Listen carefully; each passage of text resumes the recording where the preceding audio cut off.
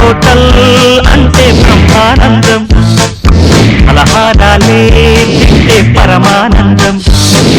బాబాయ్ హోటల్ అంటే బ్రహ్మానందం.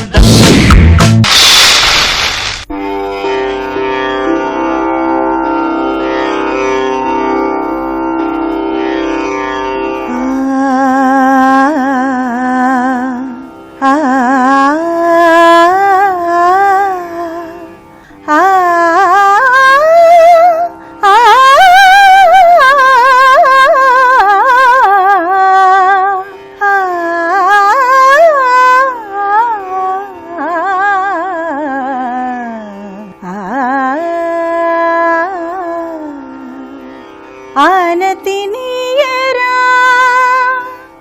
హరా సన్నుతి చేయగా సమ్మతి నీయరా దొరా సన్నిధి చేరగా ఆనతి నీయరా హరా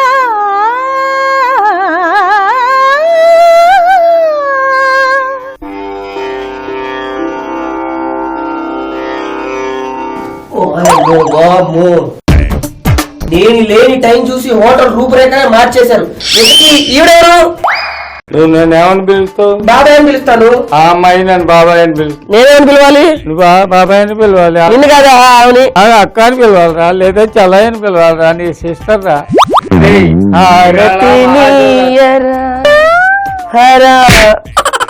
ఇవాళ మహాశివరాత్రి. అవును. ఈ ఒక్క రోజైనా కాస్తంత బుద్ధిగా ఉండు. నువ్వు కూడా జాగ్రత్తగా ఉండు. ఈ రోజు శివరాత్రి. పరాయి వాళ్ళని గాని, తొడబుట్టిన వాళ్ళని గాని, పక్క చుట్టాలను గాని తిట్టకూడదు. అర్థమైందా? తిట్టకుండా ఉండేస్తే కదా నీ నోరు. నాతో అనవసరంగా ఏదో ఒకటి తిట్లు తినకపోతే నీకు రోజు గడవదు. అవునులే అవునులే. ఎందుకు ఎక్కడి నుంచి తీసుకొచ్చారా? నేను తీసుకురావడమేంట్రా, భక్తితో సాక్షాత్తు వచ్చిందిరా. అంటే నాకన్నా ఎక్కువ అయిపోయిందా? నీకు భక్తి కూడా ఉందా? మరి లేకపోతే ఏంటి? నేను కనుక డమరుకం వాయిస్తే ఉంటది. రోజు నన్ను వాయిస్తూనే ఉన్నావు కదరా నువ్వు. నేను శంఖ ఊతే అక్కడ దాకిన పడుతుంది. ఎక్కడ? కైలాసం వరకు. గాడిదలు కూడా మంద కింద వస్తాయి. వద్దు. ఇంతకీ ఎవరన్నావు? మా నాన్నగారి సోదరుడు కూతురు. నా కూతురు వరుస అవుతుందిరా. అంటే నమ్మాలంటావు? నిజం, నిజమే. శివరాత్రి రోజు అబద్ధాలు చెప్తే చెవగా పుడతారట, గుర్తు పెట్టుకో. అయ్యో అబ్బాయి నిజమే. అబ్బాయి అబ్బాయి అబ్బాయి బాబాయ్ అబ్బాయి చూసావా? నువ్వు గుర్తించలేదు, ఆవిడ గుర్తించింది నన్ను అబ్బాయిని. నువ్వు పక్కకి రా. ఎవరు సన్నాసి ప్రతిరోజు నేను ఏమని పిలుస్తాను రా? అబ్బాయి అబ్బాయి అనే కదా. అవును. ఆమె పిలుపులో ఏదో మాధుర్యం, ఆత్మీయత, అనురాగం ఏదో ఒకసారి అను ఒకసారి అను. నేను అందరినీ అలాగే పిలుస్తాను అబ్బాయి. అమ్మ కొంచెం బాధపడద్దు. వాడికి వెలక్కాయ ఎంత పెడుతుంది, వేపకాయ ఎంత కాదు, వెలక్కాయ ఎంత పెడుతుంది. చెప్పు, ఇంకేమైనా చెప్పు. ఇంకా చెప్పు. కూర్చోండి, కూర్చోండి. ఇసురుకర్ర తెచ్చి ఊపుతూ ఉంటాం ఇద్దరు. నీ చేతి మాట తిందనుకో, ఆ గాత్రం కాస్త పాడవుతుంది. నువ్వు నోరు మూసుకుంటే చాలా బెటర్. చాలా హ్యాపీ. శ్రద్ధగా శివారాధన చేసుకో. నీకు చేతనైతే వేళ ఉపవాసం అంటే బాబాయ్ శివరాత్రి రోజు ఏం తినకపోతే అంటే శివుడికి కూడా కోపం వస్తుందంట. నోరు మూసేయి, చక్కగా పాడుతుంది విను. ఫస్ట్ నువ్వు ఆనంద బైరు తీసుకోమ్మా, తర్వాత మెల్లగా ట్రావెల్ అవుతూ పాతల బైరికి వెళ్ళు. ఆవిడేనా? నేను బాలేనా? ఇప్పుడు చూడు నిలబడతాను. బో స్వయంభో శివ శంభో స్వయంభో, శంభో శివ శంభో స్వయంభో స్వయంభో. చూడండి ఇద్దరం కలిసి ఎలా పాడతాం. Ready, 1 2 3 start. నువ్వు కూడా సహకరించట్లేదే. నా జీవితం ఎటుపోతుందో ఈ శివరాత్రికి తెలియట్లేదు. ఓకే బాబాయ్, నాకు అర్థమైంది. శివరాత్రి రోజు ఎందుకు ఉపవాసం చేయాలి, మౌనవ్రతం చేయాలి అని అంటారు. ఇప్పుడు నాకు అర్థమైంది బాబాయ్. మీరే పాడండి. కరెక్ట్. కాస్త నీరసం వచ్చాయన్నా నోరు మూస్తావని మీరే పాడండి. నీవే పరముడవయ్యవో భూతనాథ, నీవే పరంజ్యోతి నిఖిల సంవేద్య. నీవే పరముడవయ్యవో భూతనాథ, నీవే పరంజ్యోతి నిఖిల సంవేద్య. నీవే పరముడవయ్య ఓ భూతనాథ. అండపిండంబుల మలహాని కొరకు కొండ సంపెంగల పూజ చేకొనుచు.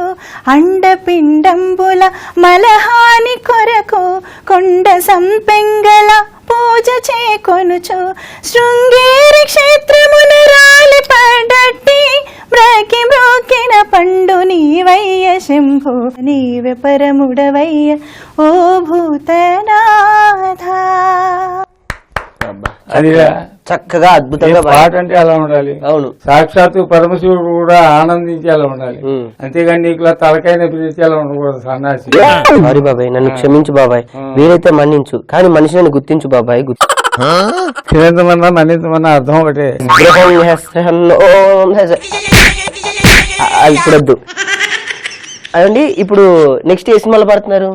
నెక్స్ట్ పాడుతున్నా కానీ నేను మూవీ నేమ్స్ కనుక్కోను, రిలీజ్ కే చెప్తారు వాళ్ళు. అవును, చక్కగా మీ పని మీరు చేసుకుంటూ వెళ్తారు.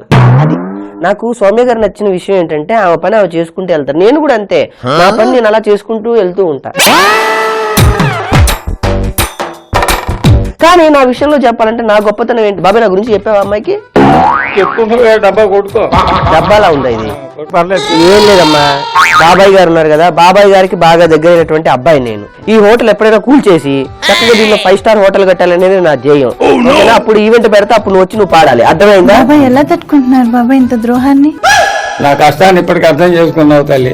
ఏం చెప్పాను, ప్రతి రోజు వీడు కూరలో కరివేపాకు వాడుకోవడం తీసి అవతల పారేయడం.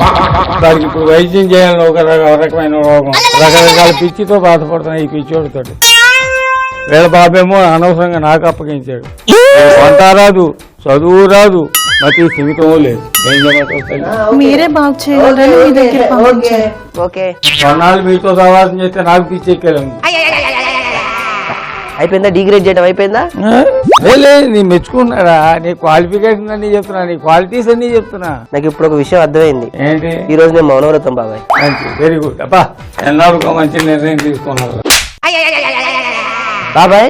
ఈ రోజు నేను మౌనవ్రతం పాటించేదానికన్నా ముందు ఈ రోజు నా కోసం శివరాత్రి స్పెషల్ గా మా ప్రేక్షకులకి మరి మీ కూతురు అమ్మాయి కూడా వచ్చింది కదా, పోతే ఏం స్పెషల్ ఏం చేస్తున్నావు? ఇప్పుడు మనం పరమశివుడికి ప్రీతికరమైన చిలగడ దుంప హల్వా అనేది చేస్తున్నాం. ఈ చిలగడ దుంపని రత్నపురి గడ్డ అంటారు. ఓకే, దాంతో మహత్తరమైన ఒక స్వీట్ తయారు చేస్తున్నాం.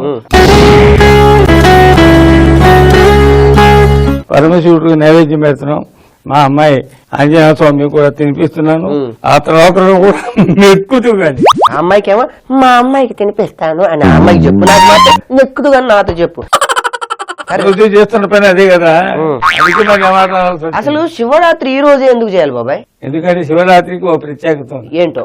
లింగోద్భవ సమయం అయిన రోజున కనుకనే దీన్ని శివరాత్రి అని అన్నారు.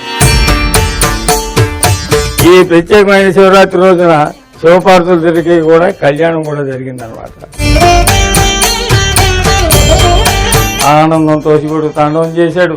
ఆ శివతాండవంతో అనేక రకాల సంగీతాలు వచ్చాయి, నృత్యాలు వచ్చాయి, కళలన్నీ అభివృద్ధి చెందాయి. అర్థమైందా? శివరాత్రికి ఆ ప్రత్యేకత ఉంది. ఇప్పుడు మనం రత్నపురి హల్వా చేయబోతున్నాం. చేయి కాదు, చేయబోతున్నాం అంటే నీతో చేయిస్తాను అని అర్థం.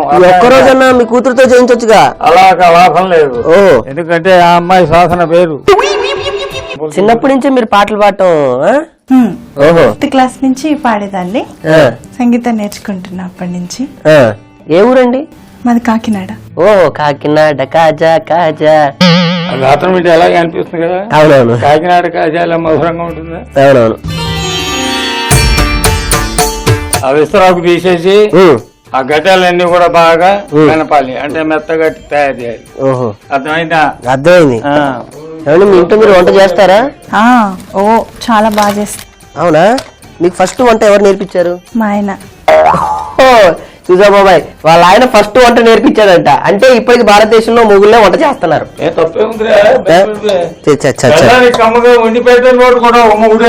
అవునా? ఏం వంట నేర్పించారు? బేసిల్ ఫ్రైడ్ రైస్ నేర్పించారు. మీరేమో పాటలు తెగ పాడేస్తారు, గొంతులో స్వరమే రావట్లేదే. రాగాలి రుచులు కూడా. అంటే బేసికల్ ఆవిడ ఏంటంటే పెద్దవాళ్ళ ముందు మాట్లాడాలంటే కాస్త వినయ విధేతను ప్రదర్శిస్తుంది. అవసరం లేనప్పుడు ఎక్కువ మాట్లాడను. నీకు ఆవిడకి తేడా. ఓకే, ఇప్పటికి మీరు ఆయన వంట చేసి పెడతారా మొత్తం మీకు? అబ్బా మరి ఇప్పుడు పేర్లు పెడుతున్నాడు. అవునా? నేను చేస్తే నచ్చట్లేదు, అబ్బాయిలకి వంట వస్తే అంతకన్నా నరకం లేదు. చూసావా బాబాయ్, ఇది పరిస్థితి. మీరు బాగా చేసే వంట ఒకటి చెప్పండి, బాగా చేసి మీ ఆయన మెప్పు పొందిన వంటకం. కొబ్బరన్నం. చూసావా? ఆ, అది ఎక్కడరా? ఎక్కడిది? తెలుగుదేశం కొంటది. సూపర్. అయితే మాట్లాడితే బాబాయ్ దాంట్లో కూడా స్పెషల్. ఆ సంగతి నీకు తెలియదా? తెలుసు, ఎటు తిరిగి నీకే చెప్పుకుంటావు మళ్ళీ. బాబాయ్ మెత్తగా స్మాష్ చేశాను, తర్వాత ఏం చేయాలి? దాని మీద గిన్నె పెట్టు. అంటే మీరు పెళ్లి కాకముందు ఇంట్లో వంట చేయలేదా? లేదు, మా అమ్మ అసలు వంటింట్లోకే రానిచ్చేది కాదు. తన సామ్రాజ్యం ఏదో నేను ఆక్రమించేస్తున్నట్టు ఫీల్ అయిపోయేది. ఇప్పటికీ కూడా అలాగే ఫీల్ అవుతుంది. అవునా? ఎందుకు అలాగా? ఏంటో గాయకం చేయాలనేది ఆవిడ తాపత్రయం. తప్పేముందిరా? అవును, అంతేలే. స్టవ్ వెలిగించా. వెలిగించావా? దాంట్లో చక్కగా నెయ్యి. నెయ్యి ఏమండి? మీ చేతితో నెయ్యి పోయింది చెప్తే ఇందులో. ఎప్పుడు మీరు వంట చేయలేదు కదా? అబ్బా, అంటే ఇప్పుడు మీ అమ్మగారు చూసి ఆనందపడతారు.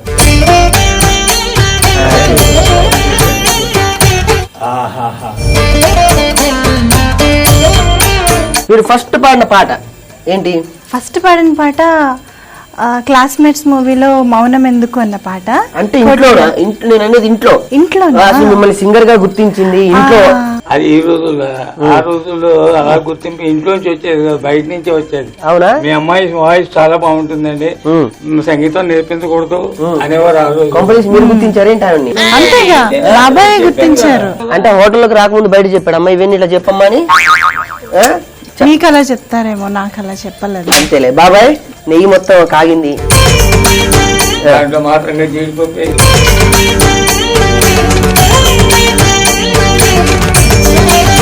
ఫస్ట్ మీరు అసలు ఎలా సినిమాలో పాట పాడారు? అసలు ఎలా జరిగింది అది? బీటెక్ చదువుతున్నప్పుడు ఆడిషన్స్ కి వెళ్ళాను కోటి సార్ దగ్గరికి. ఆ తర్వాత కొంచెం టిప్స్ చెప్పి సార్ మళ్ళీ రమ్మన్నారు ప్రాక్టీస్ చేసి.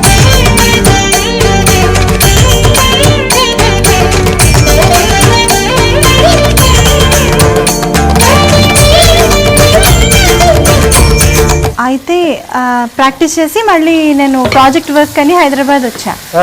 అప్పుడు సార్ ఏమో ఇలాగా ఒక ట్రాక్ ఉంది పాడతావా అని అడిగారు. యా షూర్ అని వెళ్ళి పాడాను. పాడేసి వెళ్ళిపోయాను మళ్ళీ కాకినాడ. బీటెక్ ఫైనల్ ఇయర్ లో ఉండగా అప్పుడు మళ్ళీ ఫోన్ చేసి ఇలా క్లాస్మేట్స్ మూవీలో నీ సాంగ్ కన్ఫర్మ్ అయింది అని సర్ప్రైజ్. అది కోటి గారు first? Koti sir. Very good, very good.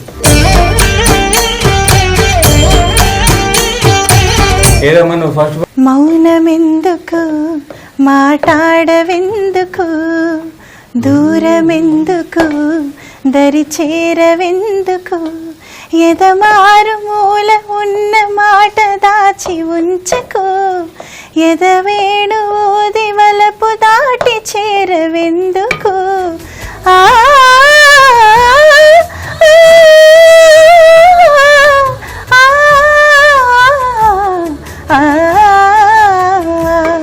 మౌనమెందుకు, మాట్లాడవెందుకు, నువ్వు ఎందుకు నన్ను తిడతావెందుకు, నన్ను ఎప్పుడు కొడతావు ఎందుకు.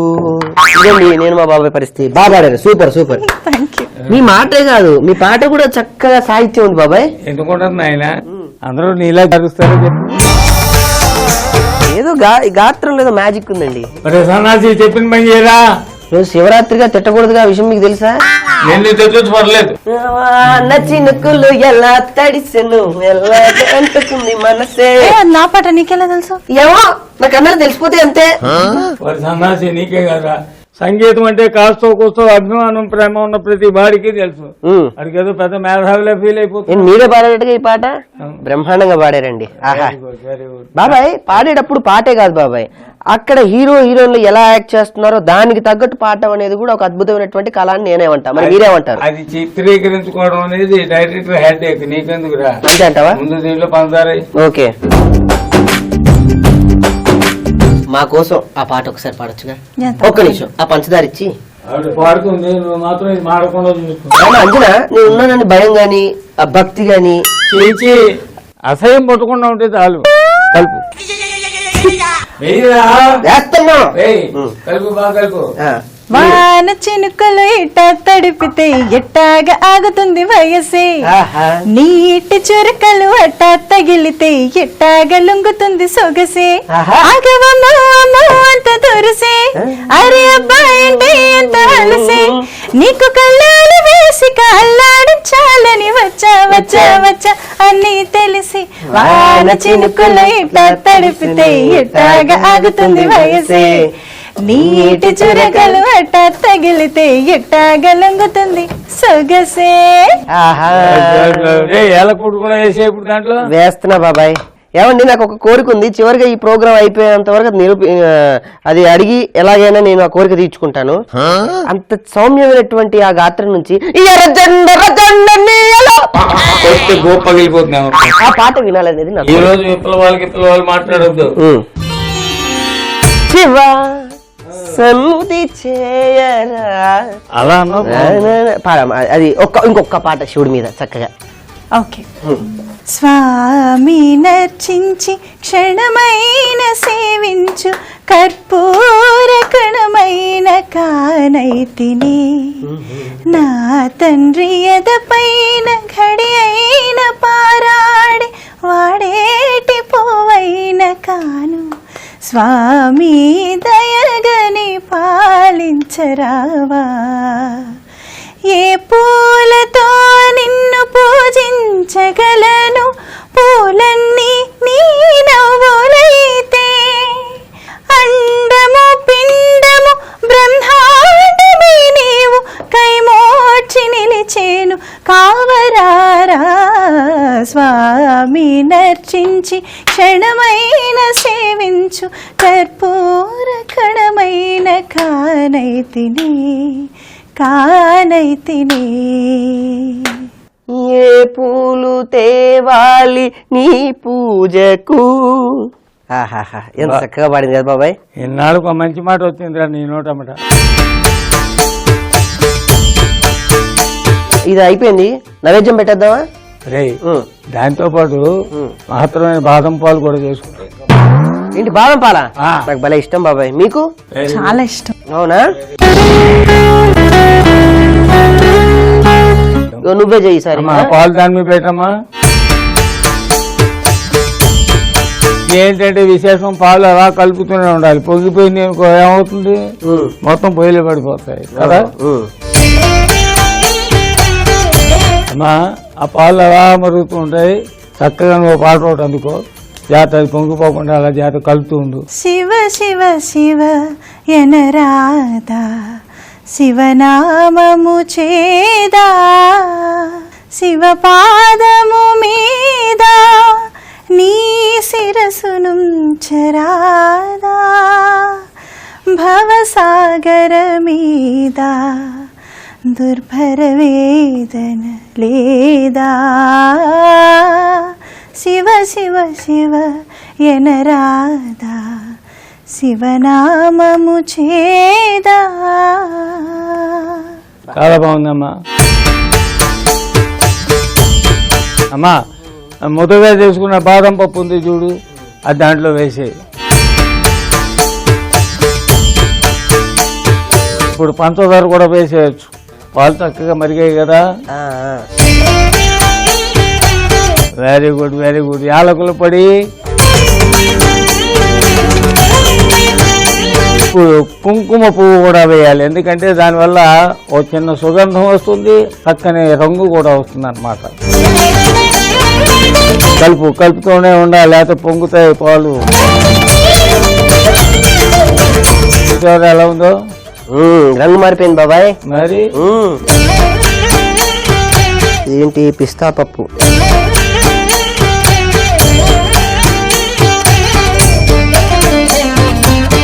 Okay very good very good very good. Stove off చేశారు. ఇంకా రే రత్నపురి హల్వా రెడీ అయిపోయింది కదా. అయిపోయింది.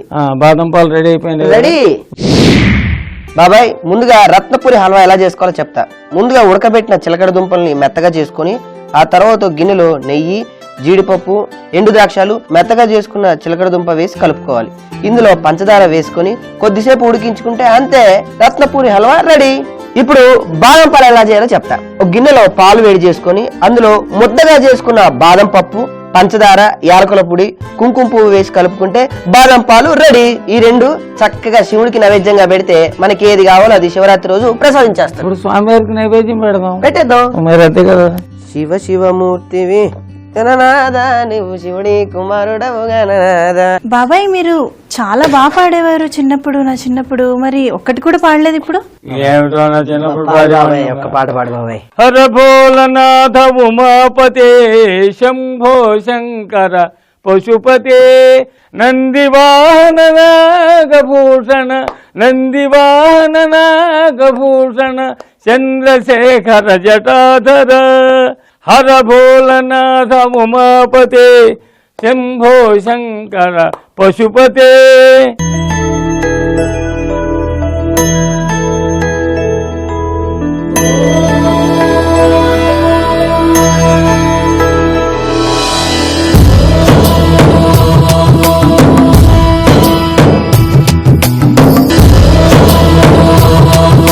స్వామి, యథాశక్తి మేము చేసుకుంటున్న పూజా పునస్కారాలు ఇవి.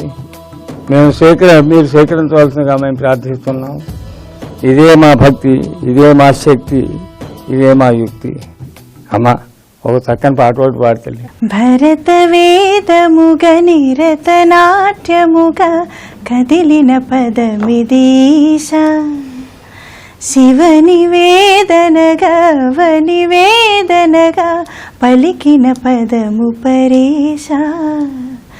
నీలకందరా జాలి పొందరా కరుణతో మముగనరా, శైల మందిరా నీలకందరా మురవిని బదులిడరా. అగజా గజాల జగదీశ్వర శైలేందు శేఖర శంకర. హర హర మహాదేవ శంభో శంకర. లక్ష్మీచార బాబాయ్, ఆమె పేరు లక్ష్మి, ఆమె పెట్టే చారు లక్ష్మీ చారు అంటారు, అంతేగా. మీ తలకాయ ఏం కాదు. నేను పుట్టిందేమో నీ కోసమే, పెరిగింది నీ కోసమే.